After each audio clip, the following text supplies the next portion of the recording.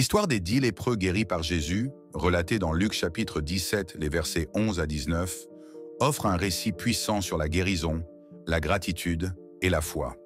Cette histoire peut être abordée sous plusieurs angles qui résonnent avec des thèmes contemporains, tels que l'importance de la reconnaissance envers Dieu, la foi dans les moments difficiles et la façon dont Jésus transcende les barrières sociales et culturelles. L'épisode se déroule alors que Jésus voyage vers Jérusalem, traversant la frontière entre la Samarie et la Galilée. Dans le contexte biblique, la lèpre représentait une maladie physique et spirituelle, symbolisant l'impureté et l'exclusion sociale.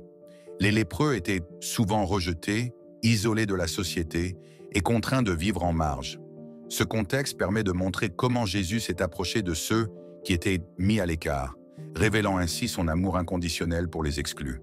La société actuelle a ses propres lépreux modernes, des personnes mises à l'écart, marginalisées ou rejetées.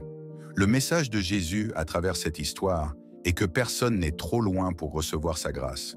Alors que Jésus traverse cette région, 10 lépreux l'interpellent à distance, suppliant sa miséricorde. « Jésus, Maître, aie pitié de nous !» Ici, l'accent peut être mis sur la foi de ces hommes. Malgré la distance imposée par leur maladie, ils ont reconnu en Jésus leur seul espoir de guérison. Leur cri de détresse est un acte de foi, une demande pour une intervention divine dans leur vie de souffrance.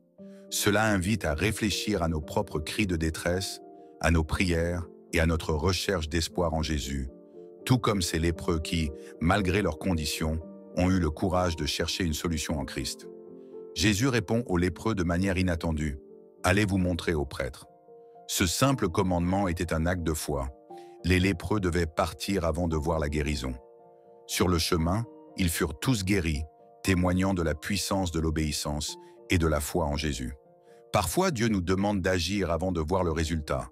Et la foi est un cheminement qui nous amène à lui faire confiance, même lorsque la situation semble sans espoir.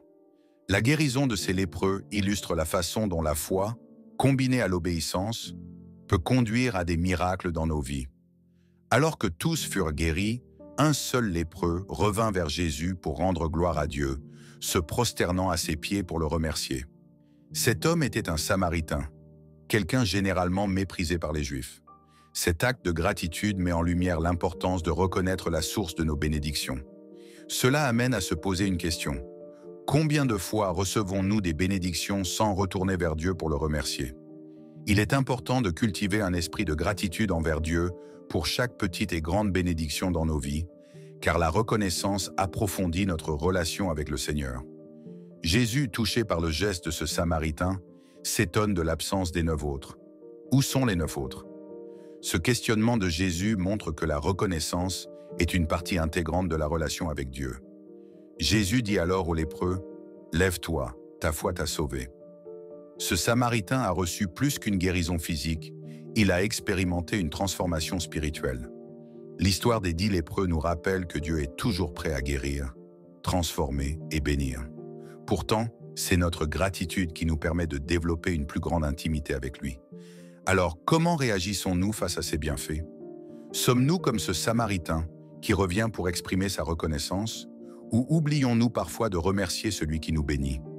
Prenons le temps de revenir à Jésus, de le remercier et de témoigner de sa puissance dans notre vie.